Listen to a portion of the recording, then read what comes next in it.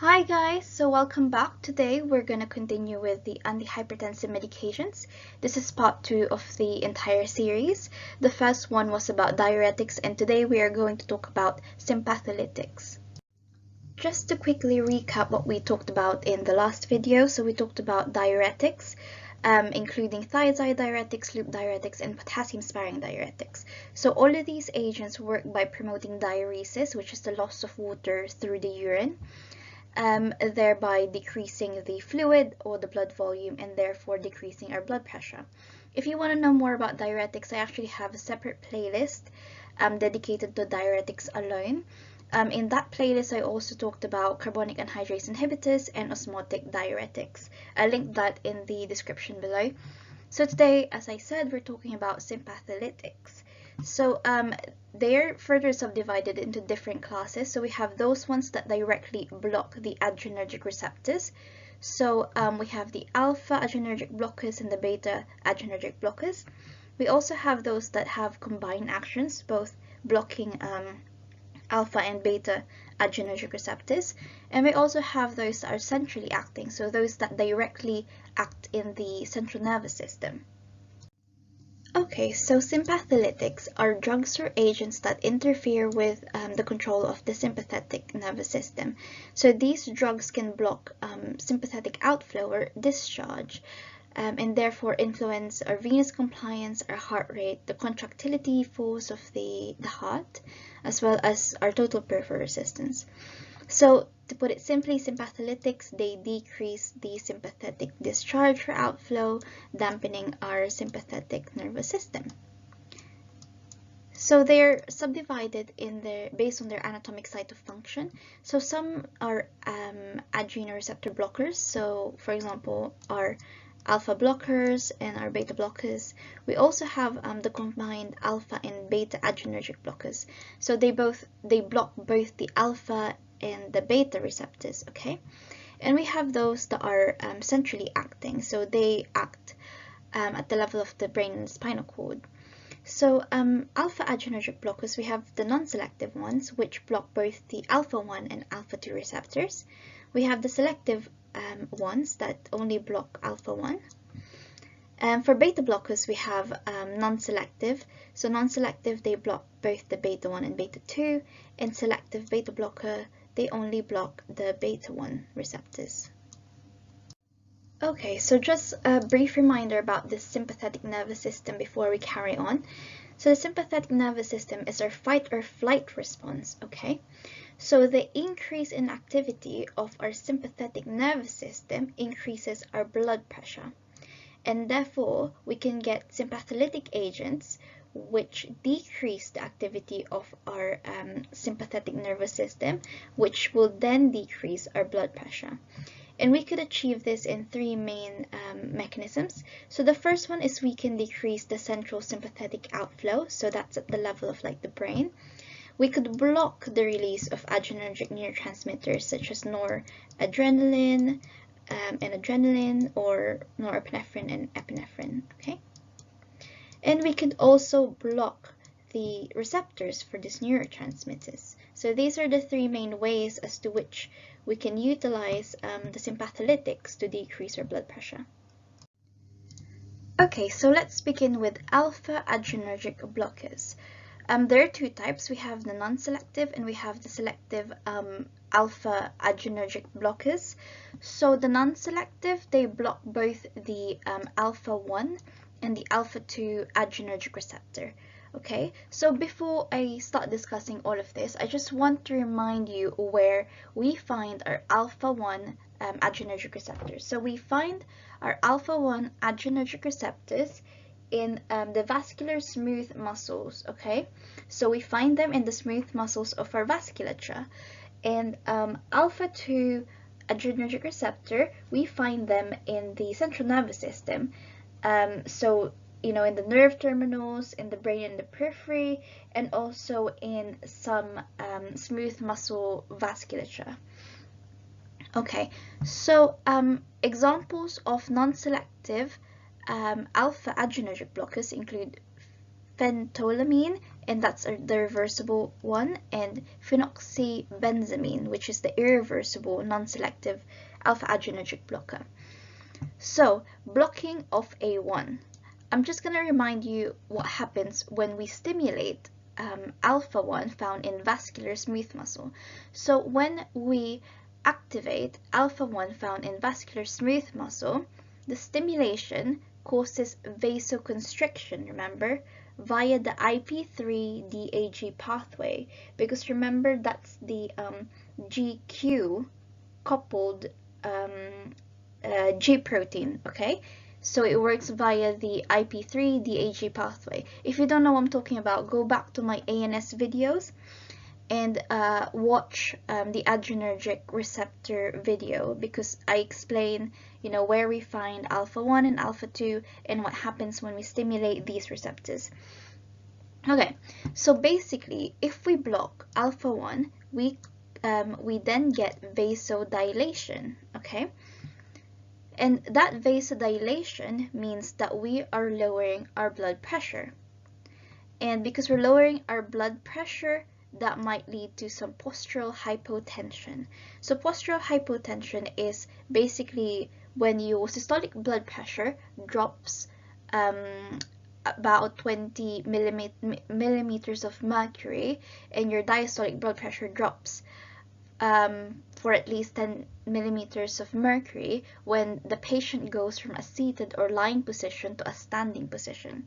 Okay, so let me just write it down. So systolic blood pressure drop of at least 20 millimeters of mercury. And sorry, my writing is atrocious. Diastolic blood pressure, I'm using my mouse, that's why. Drop of at least 10 millimeters of mercury when someone goes from seated or lying position to the standing position. So that's the definition of postural hypotension. So because we get this postural hypotension, our body reacts via reflex tachycardia. So our heart tries to pump faster to accommodate for that hypotension, okay? And if you block alpha-2 receptors that are found in the central nervous system, we increase sympathetic outflow, okay? Let me just say that again.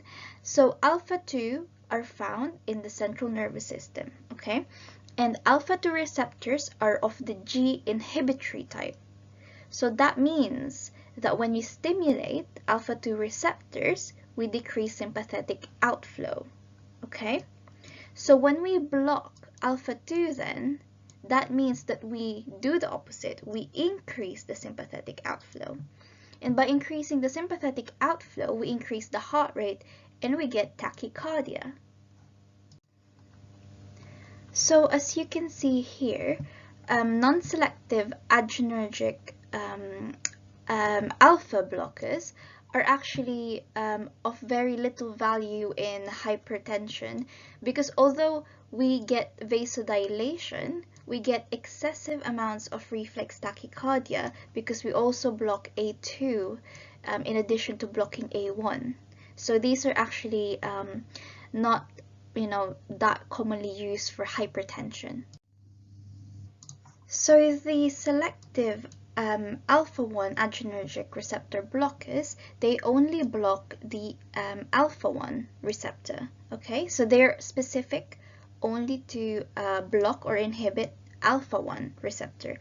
They don't inhibit alpha-2 receptors, okay? So examples include prazosin and doxazosin, okay?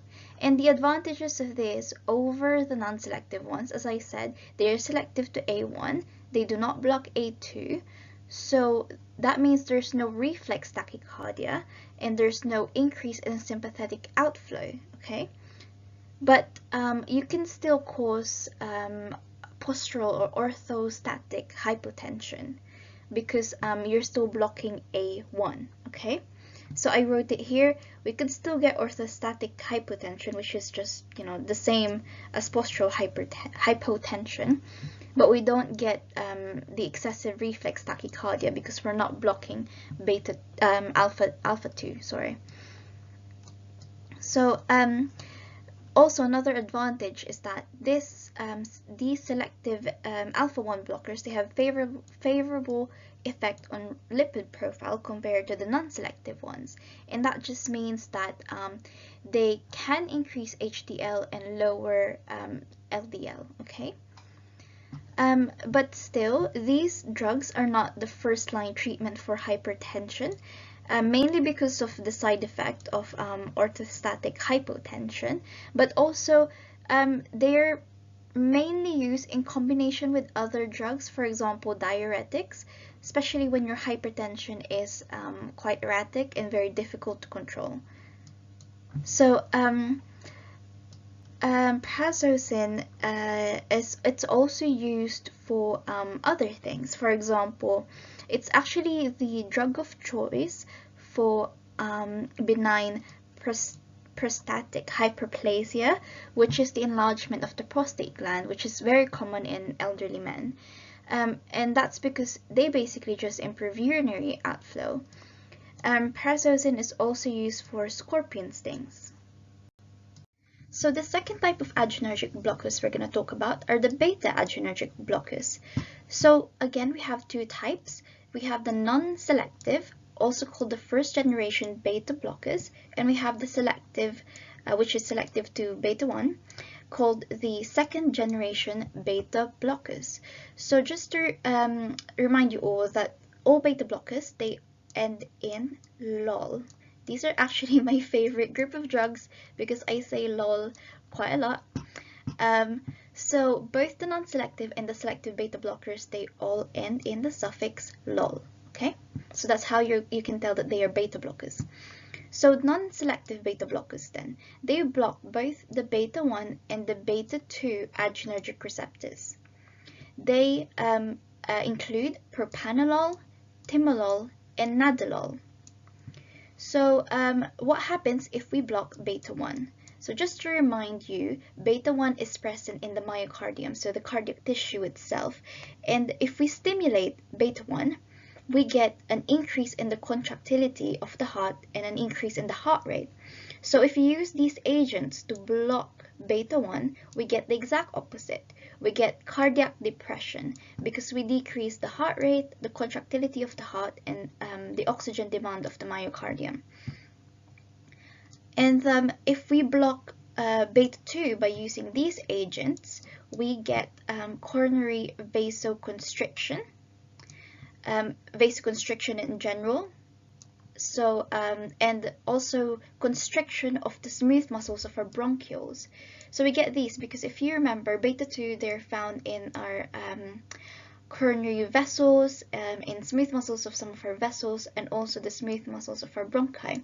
And the stimulation of beta 2 leads to the dilation of these vessels, and therefore if we block them, we get the constriction of these vessels. So we cannot give the non-selective beta blockers to patients with variant angina, or also called Prinzmetal angina, because they cause coronary vasoconstriction or coronary vasospasm. We'll talk more about this in the antiarrhythmic drugs that I'm gonna do maybe in a couple weeks time. We can't give these to patients with Raynaud's disease as well, because in Raynaud's disease, basically we have this problem where the smaller arteries that supply blood to the skin, they become narrowed, limiting the blood flow to the affected areas, so leading to the extremities feeling very cold and numb.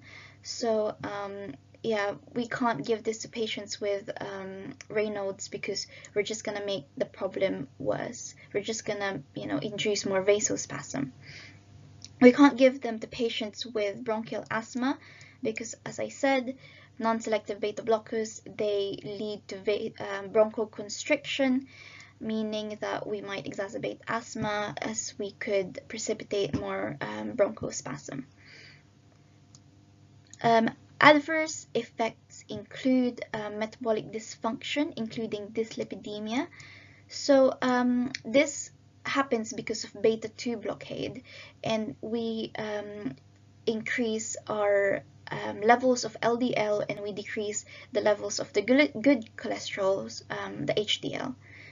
Also, beta-2 is found in the liver. So beta-2 stimulation in the liver increase glycogenolysis and gluconeogenesis, which both increase the blood sugar circulating in our bloodstream.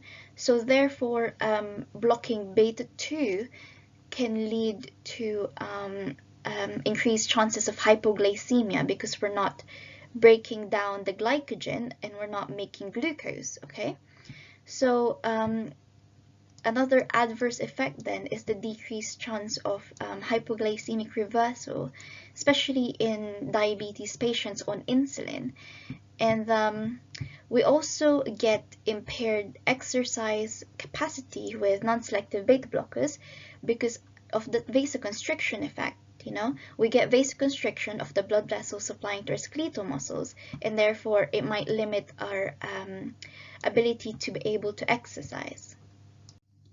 So the selective beta blockers, they just block the beta-1 receptors.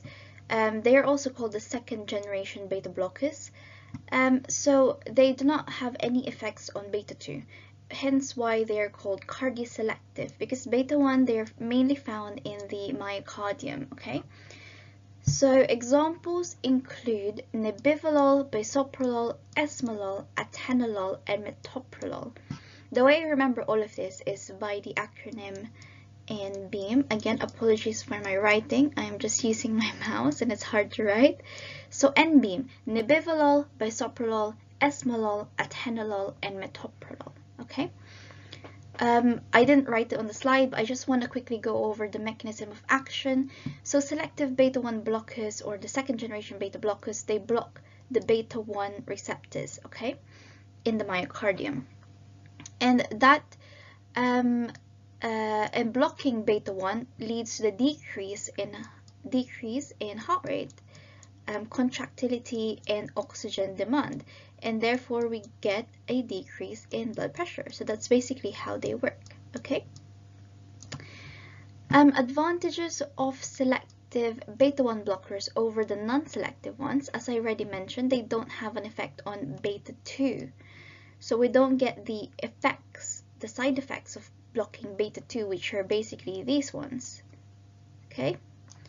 So that means that the second generation beta blockers are actually safe for asthmatics, because we don't get bronchoconstriction, because we don't block the beta-2. They're also less likely to impair our exercise capacity, because we don't get that vasoconstriction of the vessel supplying our skeletal muscles. We also get less risk of dyslipidemia, okay? Adverse effects include, well, this kind of applies to all beta blockers, even the non-selective ones. They could all lead to rebound hypertension, especially after prolonged use or if you stop the drugs abruptly. You could also get arrhythmias, angina, myocardial infarct, and sudden cardiac death, again, upon the sudden withdrawal of the drugs, also with the prolonged use of the drugs. This is why it's very important to taper the dose for these drugs and to not just suddenly stop them, Some patients experience sexual dysfunction. The mechanism behind this is actually unclear, but some patients do get sexual dysfunction with the use of the second generation beta blockers. They might also precipitate some CNS effects, including depression, fatigue, weakness, and short-term loss.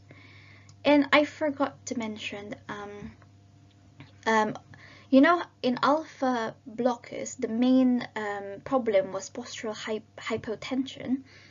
All beta blockers, they do not cause postural hypotension because the alpha receptors, they remain unaffected. So we don't get postural hypotension in beta blockers.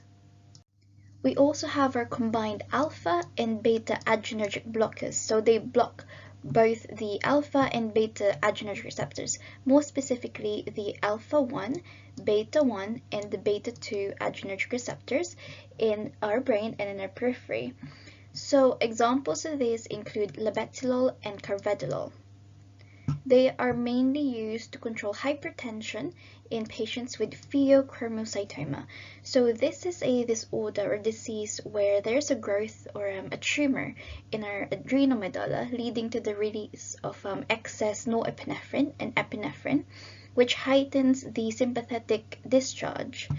So carvedilol more specifically is very useful in congestive heart failure, because carvedilol has antioxidant and anti-mitogenic properties, and it's actually been shown that carvedilol can reduce morbidity and mortality associated with heart failure. Labetalol, on the other hand, is very useful in hypertensive emergencies and controlling pregnancy-induced hypertension. Okay, so the last group of sympatholytic drugs that we're going to talk about today are the centrally acting sympatholytics. So they act directly in our central nervous system. So examples include clonidine and methyl-dopa. So clonidine and methyl-dopa are alpha-2 adrenergic agonists. So they don't actually block the adrenergic receptors, but instead they actually activate the adrenergic receptors. So let's just remind ourselves what happens if we activate the adrenergic receptors in our brain and our periphery. So if we activate the alpha-2 adrenergic receptors, what we get is the decrease in sympathetic discharge. So I'm just going to put decrease in sympathetic nervous system. Okay, so what we get after the activation of alpha-2 adrenergic receptors is the decrease in sympathetic discharge or outflow. Because if you can remember from my adrenergic receptor video, I spoke about alpha-2 adrenergic receptor being a G inhibitory type G protein coupled receptor, which means that if we activate this receptor, we have an inhibitory effect. Okay, so I've already discussed this mechanism of action. They work by decreasing sympathetic outflow via the activation of alpha-2 receptors, which are G inhibitory. So activating them has an inhibitory response. So that means that we reduce total peripheral resistance and cardiac output, leading to the decrease in blood pressure. So these drugs are indicated for refractory hypertension, so not the first line. They are safe for renal failure patients because they do not alter the glomerular filtration rate. Methyl-dopa is safe in pregnancy. Okay. So adverse effects include some CNS effects like sedation and feeling drowsy. Dry mouth and constipation can be seen as well. Clonidine, specifically, if you discontinue clonidine suddenly, it causes rebound hypertension due to the compensatory reaction of our body, which is salt retention. Methyl-dopa, it can precipitate hemolytic anemia in some of the patients, and its use is actually limited for hypertension due to the adverse effects and the fact that you need multiple doses, but it is safe in pregnancy.